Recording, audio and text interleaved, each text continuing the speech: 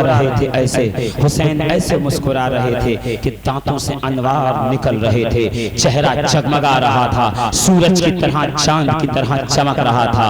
यानी ऐसा लग रहा था कि नबूवत की अंगूठी में इमामत का नगीना जड़ दिया गया है। ऐसे लग रहा था जैसे रसालत के चराग में शहादत की मध्यम सी लौ जगमगा रही है। ऐसा लग रहा था जैसे नबूवत के पुष्प से इमामत का चराग बुलंद हो रहा हो। रसूल के पुष्प पे हुसैन बैठे हुए हैं, रसूल सजदे से सर नहीं उठा रहे, और ये सारा मजमा जानता है रसूलुल्लाह की एक एक अदा हमारे लिए सुन्नत का दर्जा रखती है। काहे का दर्जा? जोर से बोलिए, जोर से।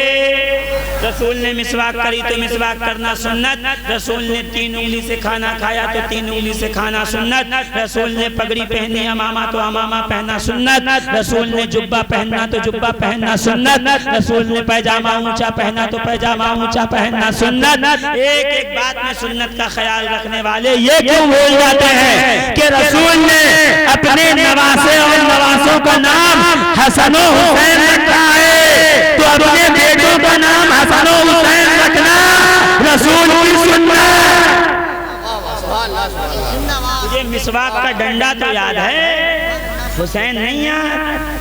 तुझे ऊंचा पैजामा याद है, इमाम हसन की याद नहीं आ रही। यही तेरी मुनाफिकत है। इसलिए कि मिसवाक तो 2 लम्हे की सुन्नत, सुरमा तो जुमा की सुन्नत, गुस्ल तो किसी दिन की सुन्नत, नया लिबास तो ईद में पहनना सुन्नत, मगर हर लम्हा, हर आन, हर एक लहजा हुसैन से मोहब्बत करना नबी की सुन्नत। यहाँ तक के हालत नमाज में भी हुसैन जुदा नहीं होके बता रहे हैं कि नमाज में भी हुसैन को याद करना मदीने वाले की सुन्नत। हुसैन आके तशरीफ फरमा हुए, पुश्ते नबूवत के ऊपर बैठ गए। रसूलुल्लाह ने सजदे को लंबा किया। जैसे ही सलाम फेरा, सहाबा ने कहा या रसूलुल्लाह आज सजदा इतना लंबा क्यों हो गया? मैं कहूँगा देखा ना मौलाना साहेब, हजरत साहेब, जब रसूल सजदे में होते, हुसैन बैठ जाते तो रसूलुल्लाह नमाज को वहीं पे ठहरा देते, रोक देते, नमाज आगे बढ़ने न देते, सजदे को लंबा कर देते, सजदा आगे न जाता, वहीं पे ठहर जाता। इसका मतलब ये हुआ कि इस तरीके से सुन्नत है रसूलुल्लाह की।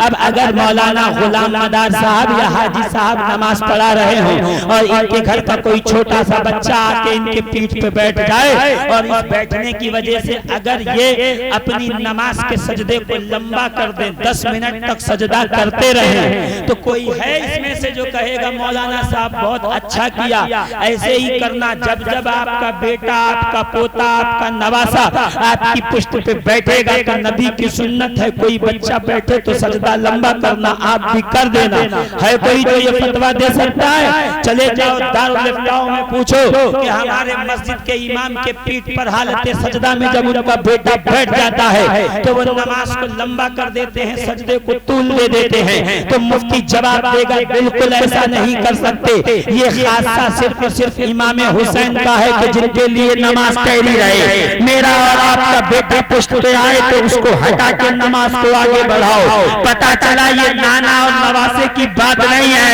ये रिसालत और नबूवत और इमामत के बीच के रिश्ते की बात है। यही वजह है कि सजदा लंबा कर दिया रसूल खुदा ने। अब अजीजान मोहतरम, इसके अलावा भी रसूलुल्लाह के नवासे हैं। रसूलुल्लाह की शहजादी जनाब ज़ैनब के बेटे हैं, नाम उनका है हजरत अली, और उनकी एक बेटी है, नाम है उमामा। रसूल कभी कभी नमाज में जब सजदे में जाते हैं तो उमामा पीठ पे बैठ जाती हैं और अली इब्ने ज़ैनब आके पीठ पे बैठ जाते हैं, तो सरकार उनको पीठ से उतार के नमाज आगे बढ़ा देते हैं, रुकते नहीं। मगर जब हुसैन आके बैठते हैं तो हुसैन के लिए नमाज रोक के बताया जाता है। मोहम्मद का नवासा होना अलग बात है और हुसैन इब्ने अली होना अलग बात है। अजीज़ान मिल्लत इस्लामिया। बस गौर फरमाइएगा, जल्दी से मैं अपने आखिर में अपने कंक्लूजन की तरफ, इख्तिताम की तरफ बस दौड़ते हुए पहुंच रहा हूं। जरा गौर कीजिएगा कि रसूलुल्लाह दीगर नमाजों को हटा के नमाज बढ़ा देते हैं, मगर जब हुसैन आए तो वहीं पे नमाज को रुका के बताते हैं कि लोगों, होना तो यूं चाहिए था, दो में से एक काम रसूल कर देते, हुसैन को उतार के नमाज जारी रखते या नमाज छोड़ देते, तोड़ देते, खत्म कर देते। हुसैन से प्यार करते, रसूल ने न नमाज तोड़ी न हुसैन को उतारा, रसूल ने न नमाज तोड़ी न हुसैन को उतारा, नमाज जारी रही। हुसैन पुश्त अनवर पे तशरीफ फरमा रहे, ये कह के गोया के रसूलुल्लाह ने बता दिया 14वीं सदी के सुन्नियों, ये है नमाज और हुसैन का रिश्ता। खबरदार नमाज के लिए हुसैन को न छोड़ना और हुसैन के लिए नमाज को न छोड़ना। हुसैन और नमाज जब एक साथ तुम्हारे दिल में बसेंगे तो मोहम्मद की शफाअत तुम पे वाजिब होगी। ऐसा ना हो ताजिया बनाने के चक्कर में तुम्हारी नमाजें कज़ा होने लगे, ऐसा ना हो नमाज पढ़ने के चक्कर में ताजिया बनाना छोड़ दो। ताजिया भी बनता रहे, नमाजें भी अदा होती रहे, यही अच्छी सच्ची पक्की सुन्नियत का मुंह बोलता सबूत है कि जब ताजिया लेके चलो, वक्त आए तो ताजिया रख के नमाज पढ़ के बताओ ये हुसैन का ताजिया है जो हुसैन की याद ताज़ा करता है, ये हुसैन की नमाज है जो हुसैन का मिशन जिंदा करती है। न हम याद के खिलाफ हैं न हुसैन के मिशन के खिलाफ, दोनों एक जैसे हैं। अब रही बात ताज़िए शरीफ पे, जहाँ छोड़ के मौला अली पे आ गया, ये बात खत्म करूं और मेरी बात इख्तिताम पे पहुंच गई। इंशाअल्लाह जिंदगी रही तो फिर गुफ्तगू होगी। मुझे तकरीर करते हुए 1.5 घंटा गुजर चुका है, घबराइएगा नहीं आप लोग। अज़ीज़ान मिल्लत इस्लामिया गौर फरमाइएगा, ये है इमाम हुसैन का ताज़िया। मौलवी मुंह खोल के कहता है, मुफ्ती कहता है कि ये हराम है। मैं कहूँ इसके हुर्मत की कोई दलील का, इसलिए क्योंकि फलाने बनाते हैं, हमने साबित कर दिया फलाने ने बाद में बनाया, गरीब नवाज ने पहले बनाया, मदारे पाक ने पहले बनाया, जाने मन जन्नती ने पहले बनाया, सैयद मोहम्मद अरगून ने पहले बनाया, सैयद मोहम्मद तैफूर ने पहले बनाया, आकाए अबू फंसूर ने पहले बनाया। जोर से क्या पता जब ताज़िए का नाम आता है तो तू शियों की तरफ क्यों देखता है? हमारे सामने जब ताज़िए का नाम आता है तो हम मखदूम माहिनी की, मखदूम अशरफ की तरफ देखते हैं। जब ताज़िए की बात आती है तो हम सरकार देवा की तरफ देखते हैं, गरीब नवाज की तरफ देखते हैं, शहबाज भागलपुरी की तरफ देखते हैं, शाहनियाज बेनियाज की तरफ देखते हैं, अब्दुल रज़्ज़ाक बासरी की तरफ देखते हैं, अब्दुल अजीज मुहद्दिस दहलवी की तरफ देखते हैं, मदारुल आलमीन मदारे पाक की तरफ देखते हैं। ताज़िया आए तो तुम्हारे ज़हन में शिया नहीं औलिया अल्लाह की जमात आए, ताकि पता चले जो काम गरीब नवाज करके गए वो बिदात नहीं हो सकता, मौलवी झूठ बोल सकता है, मोइनुद्दीन चिश्ती झूठ नहीं। जोर से एक नया बहाना का बनाओ तो हूबहू बनाओ, एकदम कॉपी, फोटो कॉपी, जैसे हुसैन का रोजा है वैसा बनाओ। क्यों पता है? जो हुजूर कहे ताज़ियादारी हराम है, मेरे पास क्लिप रखी है, मौलाना हशमत अली खान पीलीभीती ने ताज़िए की जिंदगी भर ज़ियारत की। जोर से मौलवी का मुंह कैसे खुल जाता है हराम कहने को? पहले फतवा घर पे लगा, अल्लामा हशमत अली खान ने ताज़िए की ज़ियारत की, मौलाना मोहम्मद मुस्तफ़ा रज़ा खान और मुफ्ती आज़म हिंद ने पूरी जिंदगी बम्बई के सरजमीन पे दूधारी मोहल्ले में सोने चांदी के बने हुए ताज़िए की ज़ियारत की। जोर से मुफ्ती मध्य प्रदेश ने पूरी हयात ताज़िए की ज़ियारत की, अल्लामा बुरहानुद्दीन ने पूरी जिंदगी ताज़िए की ज़ियारत की। ये सब जहन्नम में जाएंगे। एक मदारियों के जिद में तूने अपने मुफ्तियों, अपने उलमा, अपने पीरों को भी बिदअती, गुमराह और जहन्नमी कह दिया। भाई मैं तो यही कहूंगा, शफीकुल कादरी का नाम ताजियादार में चौथे नंबर पे आता है। पहले नंबर पे मुफ्ती आजम का नाम है, दूसरे नंबर पे अल्लामा हजमत अली खान का नाम है, तीसरे नंबर पे मुफ्ती आजम मध्य प्रदेश का नाम है।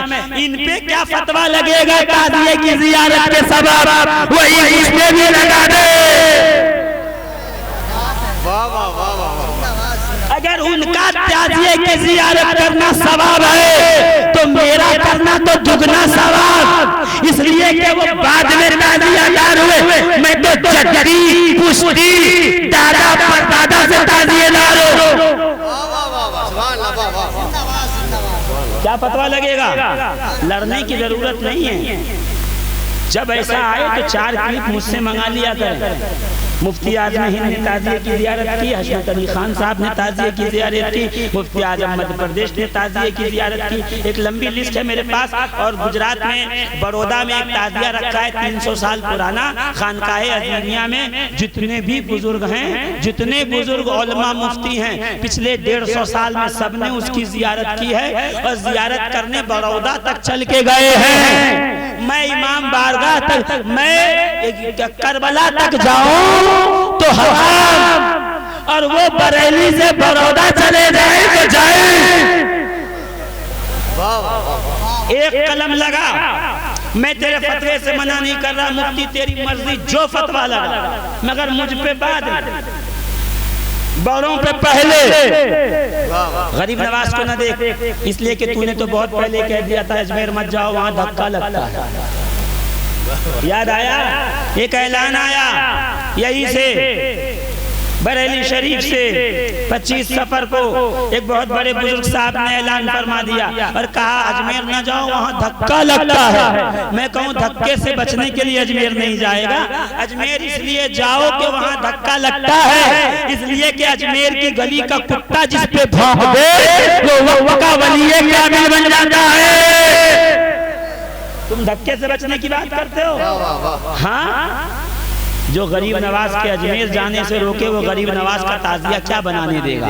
बस उससे इतना कहो कि जिन बुजुर्गों के मैंने नाम ले लिए उन्होंने ताजिया देखा, उन पे क्या हुक्म है वही हम पे लगे। रही बात हूबहू बनाने की, सेम टू सेम जैसा हुसैन का रोजा है, ये तो जब से मोबाइल आया है तब से हुसैन का रोजा हर मोबाइल पे आ गया। ये रिवाज तो 800 साल 900 साल पुराना है। 800 साल पहले किसको क्या पता, सिर्फ सुनते थे कि करबला में हुसैन का रोजा है, तो मोहब्बत करने वाला आंखें बंद करके आलमे मिसाल में, आंखें बंद करके आलमे ख्याल में इमेजिनरी हुसैन का रोजा बना लेता था, क्योंकि देखा तो था नहीं फोटो कॉपी बनती। अब देखा है तो अब तुम मुतालबा कर रहे हो कि फोटो कॉपी, तो जो फोटो कॉपी का मुतालबा कर रहे हैं कि हूबहू हुसैन का रोजा बनाया जाए, तो उनके लिए फतावा रज़विया शरीफ की 14वीं जिल्द से एक फतवा पढ़ रहा हूँ। जोर से आखिरी बात है, बर्दाश्त कर लो। आप अपने घर, मैं अपने घर, जिंदगी रही तो फिर मिलेंगे। जोर से। जो कहते हैं कि हूबहू होना चाहिए, ख्याली मत बनाओ, हराम है, उनको मैं ख्याली खाका बनाने पे दलील दे रहा हूँ। असल किताब है मग़फ़िरतुल गफ़ूर और किफ़ायतुश शोबी, जिसके हवाले से फतावा रज़विया शरीफ, देखिए अदब का दामन नहीं छोड़ता मैं कभी, याद रखिएगा, कभी जबान पे बेअदबी ना आए, इसलिए कि मैं शहर मुरादाबाद का कोई आवारा मुफ्ती नहीं हूँ जो हर जगह से धुआं निकालते बैठूं। जोर से। ताजिए का नाम आए तो उसके मुंह से फेस गिरना शुरू हो जाता है। बेचारा करे तो करे क्या, खुद भी तो ताजिए ही की मन्नत है। जिस थाली में खाइए उसमें सुराख न कीजिए। तुम नमक हरामी कर रहे हो। अब्बा तुम्हारे, दादा तुम्हारे, अरे दादी तुम्हारी ऐसे दामन फैला के ताजिए के पास जाती थी और तुम हराम कह रहे हो, हराम खोरो।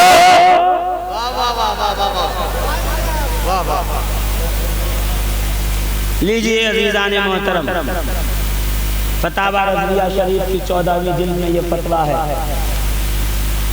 किसी ने फाजिल बरेलवी से पूछा कि हुजूर सरकार वाला ज़ियारत कब्र की फजीलत के बारे में जो कुछ लोग हराम कहते हैं, उसके लिए दलील फरमाइए, बयान कीजिए कि कब्र की ज़ियारत करना कैसा है। तो उसमें फतावा रज़विया में एक हदीस आई किफ़ायत शोबी के हवाले से, मग़फ़िरतुल गफ़ूर के हवाले से। क्या कि एक सहाबी ने घर में बैठकर मन्नत मानी कि मेरा फला काम हो जाएगा तो मैं जन्नत की चौखट, और मन्नत पूरी हो गई, मन्नत पूरी हो गई। दौड़ा हुआ रसूल हाशमी के बारगाह में आया, या रसूल अल्लाह, या नबी अल्लाह, आका मौला मालिक, सरकार मैंने मन्नत मानी थी कि पूरा का फला काम पूरा हो जाएगा तो मैं चूमूंगा जन्नत की दहलीज, जन्नत की चौखट, मेरा काम, मेरी मिन्नत हुई पूरी, मैं जन्नत की चौखट कैसे चूमूं, इसलिए कि उसको चूमने के लिए मरना पड़ेगा।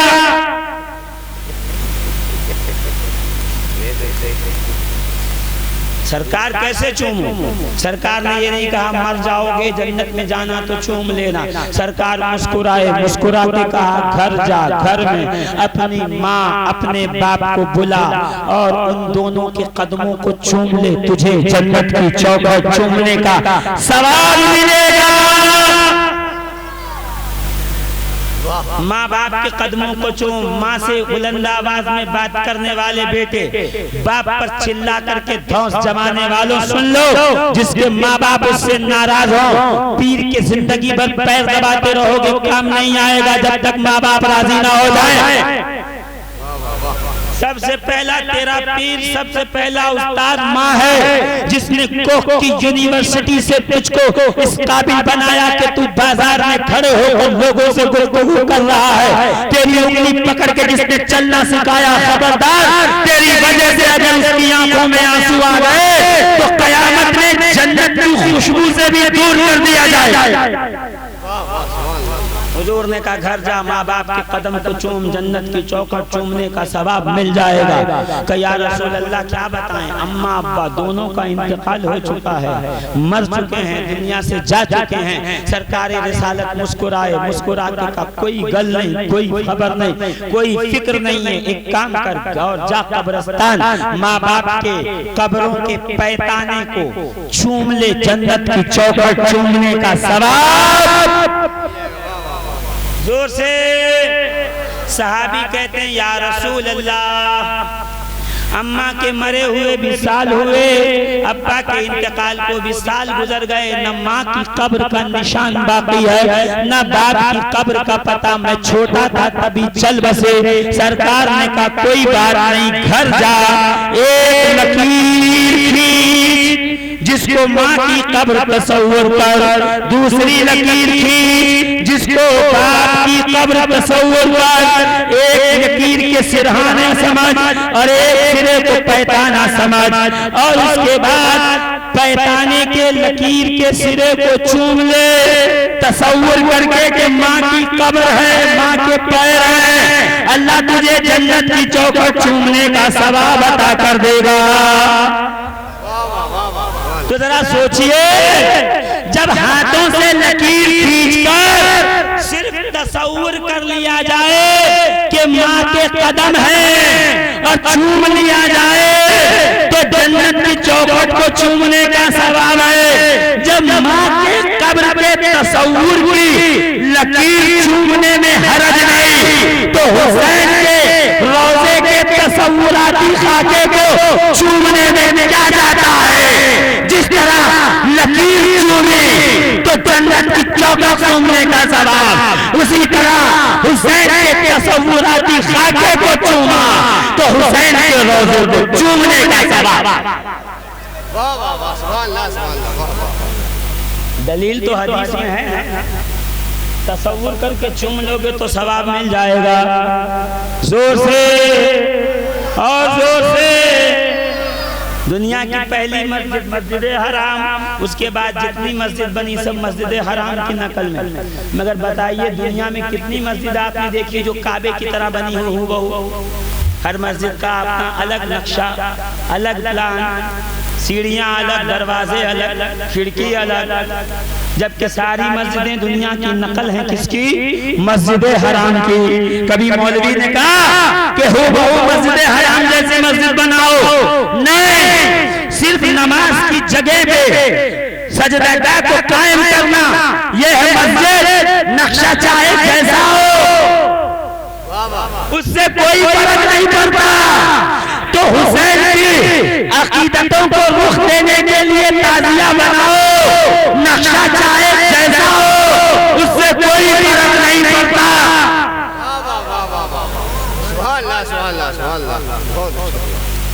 अजीज़ान मिल्लत इस्लामिया, लिखवा लो इनसे ताजियादारी कहाँ हराम है, कभी नहीं लिख के देगा, इसलिए कि फतवा ही दिया गया मुरव्वजा ताजियादारी हराम है। और जब कहे मुरव्वजा यानी जो आजकल बन रही है वो, तो उनको कहो कि एक काम करो, हम मुरव्वजा कर रहे हैं, तुम असली वाली करो। उलमा की तमाम तुम्हारे उलमा मिलके एक कमेटी बनाएं, उलमाए अहले सुन्नत बरेलवी कमेटी बनाए ताजिया, और तुम ताजिया करके हमें बताओ कैसे करते हैं। अरे भाई मुरव्वजा न करके तुम असली वाला तो करो, तू तो असली वाला करता ही नहीं, और हमको लोग करके गोया मोहब्बत हुसैन में तू बैरियर बनना चाहता है। तेरा मकसद ताजिए के मुरव्वजा होने या असली होने से नहीं है, तेरा मकसद जिक्र हुसैन को रोकना है। और हम सुन्नी गैरतदार मदारी गैरतदार खानकाही जब तक जिंदा रहेंगे, हुसैन का ताजिया उठाते रहेंगे, अलग लगाते रहेंगे, और ये बताते रहेंगे हुसैन तेरे कदम कदम से इस्लाम जिंदा है। जब तक इस्लाम बाकी रहेगा, तेरा ताजिया चौराहों पे आता रहेगा, गलियों में निकलता रहेगा, और लोगों को ये बताते रहेंगे जब तक हम जिंदा हैं हुसैन की याद जिंदा रहेगी। जब तक हमारी रगों में खून है, जिस्मों में जान है, लब्बैक या हुसैन का नारा लगाते रहे। लब्बैक या हुसैन, लब्बैक या हुसैन, लब्बैक या हुसैन, लब्बैक या हुसैन। हुसैन कौन है समझना है तो कभी मुस्तफा को समझ। हुसैन वद्दुहा वाले चेहरे का जमाल का आईना है। हुसैन वल्लैल वाली जुल्फों का, वल्लैल वाली जुल्फों की घटा का नाम है। हुसैन नफ्से मुस्तफा की खुशबू का नाम है। हुसैन ऐन मुस्तफा की रोशनी का नाम है। हुसैन ज़बाने मुस्तफा की कुव्वते गोयाई का नाम है। हुसैन खुदा की कुदरत के मज़ाहिर का नाम है। जिंदगी भर हमें ये ताना मिलता रहता कि तुम्हारा कुरान कहता है कि जो अल्लाह की राह में मर जाए वो जिंदा होता है। ये लाश, ये टुकड़े, ये बोटियां, ये झड़ का जिस्म से अलग हो जाना, ये जिस्मों को कब्र में दबा देना अब भी जिंदा हैं। कुरान तो कह रहा है ये जिंदा हैं, मगर इन्हें जूतों से ठोकर मारो ये बोलते नहीं, मतलब मर गए। मगर मेरे हुसैन ने करबला से कूफा, कूफे से शाम की गलियों, शाम की गलियों से शाम के बाजार, शाम के बाजार से दरबार शाम तक अपने कटे हुए सर से कुरान की तिलावत करके बता दिया कि कुरान में लिखा है ना, शहीद जिंदा है, जिसको देखना है वो फातिमा के लाल को देख ले, वो हैदर कररार के जिगर गोशे को देख ले। शहीद ऐसे जिंदा है जैसे नेज़े की नोक पर हुसैन इब्ने अली का सर।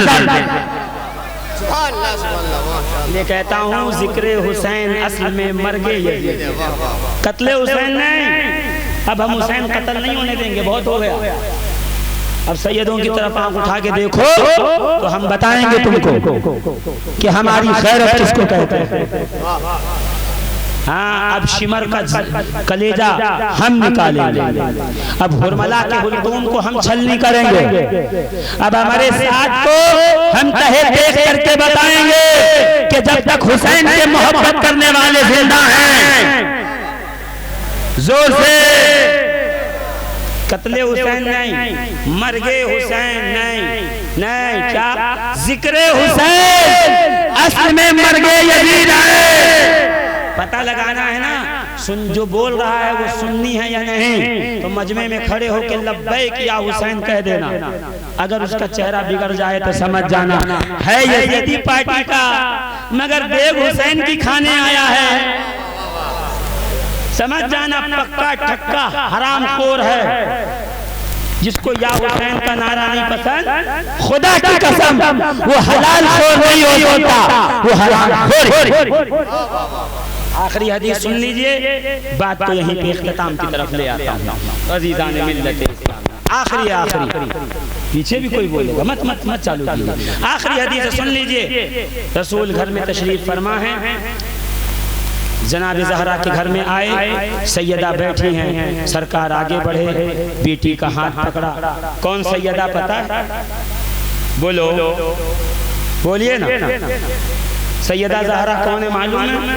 मालूम करने की ज़रूरत भी नहीं है, इसलिए कि उसके लिए अलग उन्वान, टॉपिक अलग, जलसा अलग, बयान अलग। बस इतना समझ लीजिए, क़यामत के मैदान में सब ख़वातीन आएंगी, आदम की बीवी आएंगी, अल्लाह कहेगा बिठाओ, हुक्म होगा खुदा का कि इनको बिठाओ। जनाब इब्राहीम की बीवी सारा व हाजरा आएंगी, रब कहेगा इन्हें बिठा दो। जनाब मूसा की बीवी सफूरा आएंगी, अल्लाह कहेगा इन्हें बिठा दो। जनाब यहिया की बीवी और जौजा आएंगी, अल्लाह कहेगा इन्हें बिठाओ। जनाब नूह की जौजा आएंगी जो नेक थी, अल्लाह कहेगा इन्हें बिठा दो। एक एक अंबिया की बीवियां अज़वाज आती रहेंगी, अल्लाह कहेगा बिठा दो। सैयदा आयशा आएंगी, अल्लाह कहेगा मेरे हबीब की जौजा है बिठाओ। सैयदा हफ्सा आएंगी, अल्लाह कहेगा मेरे हबीब की जौजा है बिठाओ। एक एक एक एक एक एक एक एक औरतें आती रहेंगी। हज़रत मरियम आएंगी, अल्लाह कहेगा इन्हें इनकी कुर्सी पे, इनके मुक़द्दस मसनद पे बिठाओ। इतने में हसनैन की माँ सैयदा ज़हरा मैदान महशर में आएंगी, आवाज आएगी या अहलल महशर खुदू अबसारकुम व नक्किसू रुऊसकुम। ऐ महशर वालों, अब गर्दन भी झुकाओ, निगाहें भी झुकाओ, इसलिए कि मोहम्मद की बेटी मुस्तफा की लहज़े जिगर सैयदा फातिमा आ रही है। काहिले महशर गर्दनों को झुका लेंगे, सैयदा 70,000 हूरों के दरमियान मैदान महशर से गुजर जाएंगी। कायनात में है कोई खातून जिसके लिए अल्लाह खुद ऐलान फरमाए? अगर है तो सैयदा तैयबा ताहिरा जनाब फातिमा ज़हरा की ज़ात है। सैयदा ज़हरा के पास रसूल आए, बेटी ने खड़े होकर इस्तकबाल नहीं किया। रसूल ने कहा बेटी आज आपने खड़े होकर इस्तकबाल नहीं किया, वजह क्या है इसकी? का बाबा 3 दिन से कुछ खाया नहीं है, जिस पेट में एक दाना नहीं गया इसलिए खड़े होने की हिम्मत नहीं है। अजीज़ान मिल्लत इस्लामिया, रसूल बैठ गए। इतने में कौन आया? हसन और हुसैन आए। हसनैन तैयबैन ताहिरैन नय्यरैन मुनीरैन कमरैन। हसनैन यानी 2 खूबसूरत, कमरैन यानी 2 चांद, शमशैन यानी 2 सूरज, सैयदैन यानी 2 सरदार, सिबतैन यानी 2 नवासे, नय्यरैन यानी 2 सितारे। अल्लाह ने दोनों शहजादों को बनाया ऐसा है, दोनों पल्ले में रख दीजिए। हसन हुसैन पे भारी नहीं, हुसैन हसन पे भारी नहीं। और क्यों हो? अल्लाह ने फरमाया मैं हसीन हूँ, मेरे हुस्न को मैंने 2 हिस्सों में उसके परतों को बांटा है। एक हसन को बनाया है, एक हुसैन को बनाया है। अजीज़ान मोहतरम, हसनैन तशरीफ ले आए, रसूलुल्लाह ने बेटों को गोद में बिठाया। का शहजादगान आपकी हालत और तबीयत कुछ बेहतर नहीं है। रो के कहा नाना 3 दिन से भूखे हैं, कुछ खाने को नहीं मिला। इतने में कौन आया? वही जो हैदर सफ्तर है, जो साहिब जुल्फ़िकार है, जो गालिब कुल्ल गालिब है, जो पैदा काबे में हुआ है, जो शहीद मस्जिद में हुआ है, जो नबी के बिस्तर का वारिस है, जो अभी के अमानतों का अमीन है, जो बद्र का सबसे सबसे पहला सिपाही है, जो ओहद का सबसे बेहतर सिपाही है, जो खैबर को फातेह है, जो खंदक में आकर अपने वुतूद को मारने वाला है, जो शहर मुस्तफा का दरवाजा है, जो रसूलुल्लाह की हिकमतों का घर है, जो रसूलुल्लाह की अमानतों का खाजिन है, जो कासिम जन्नत है, जो कासिम दोज़ख है, जो कासिम औज़ कौसर है, जो कासिम विलायत है, जिसके दम पदम से कोई गौस है तो कोई कुतुब है, कोई ख्वाजा है तो कोई अब्दाल है। वो भीख न दे तो कोई वली नहीं हो सकता, उसके बच्चों का सदका न मिले तो कोई अपने वक्त में कोई साहिब करामत नहीं हो सकता। ये ज़हरा के बेटों का सदका है, ये हैदर कर्रार का उतारा मिल रहा है, जो विलायत की धूम मची हुई है।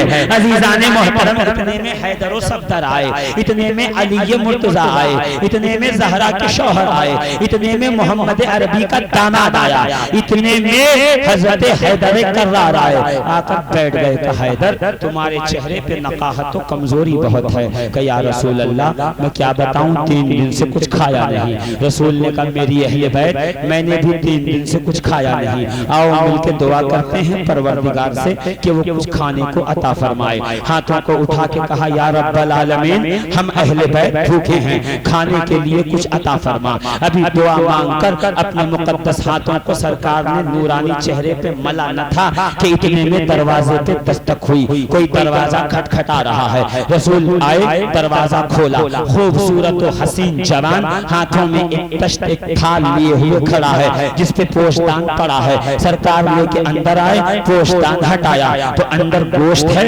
खजूर है, दूध है, शहद है और रोटी है। 5 खाने वाले, 5 किस्म की ग़िज़ा, 5 खाने वाले।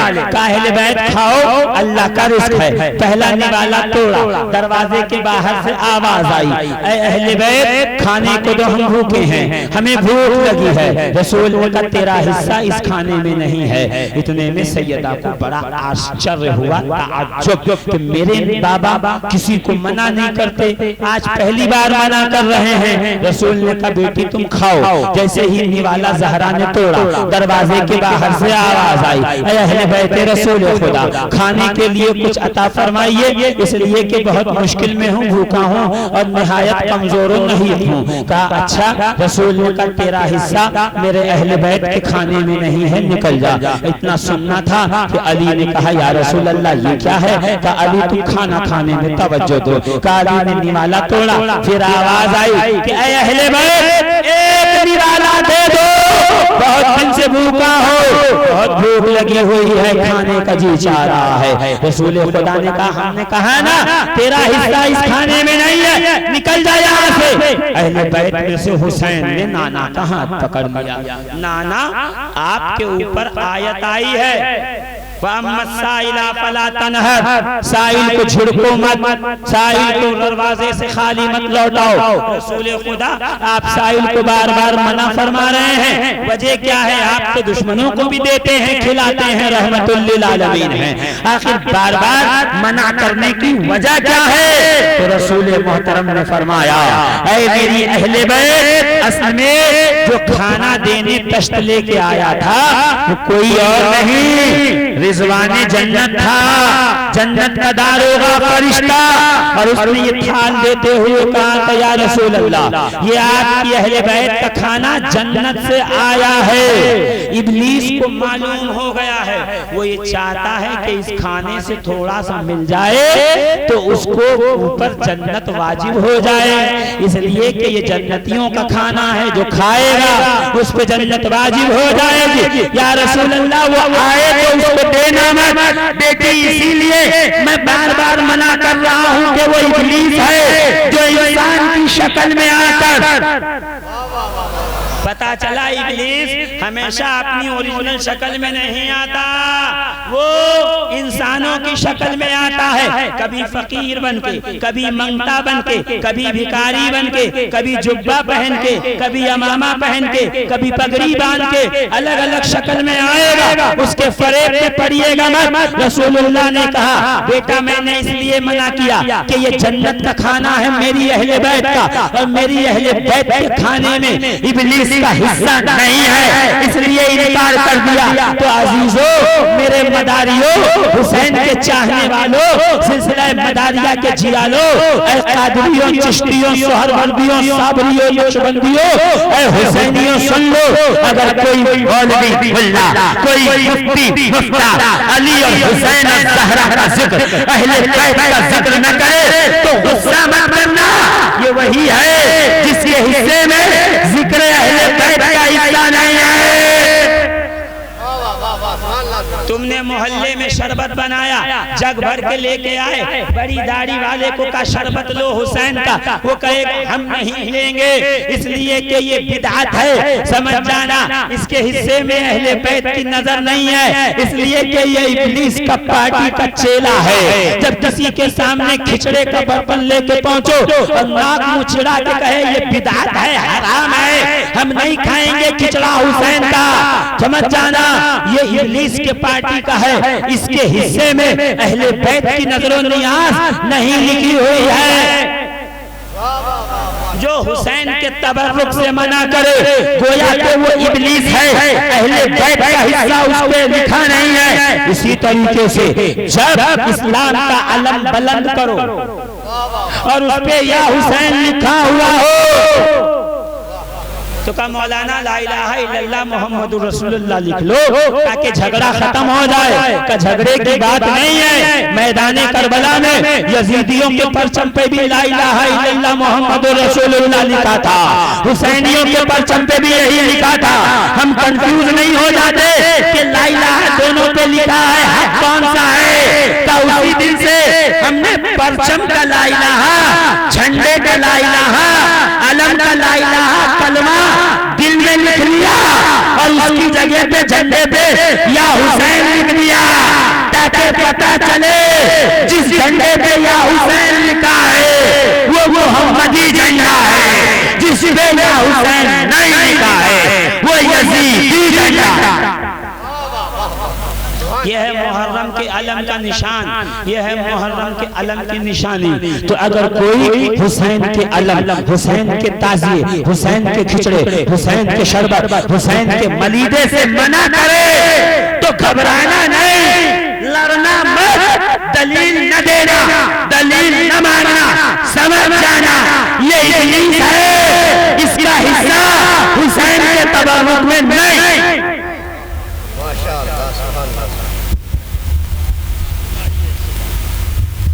वाह वाह, समय इकराम, अस्सलामु अलैकुम व रहमतुल्लाहि।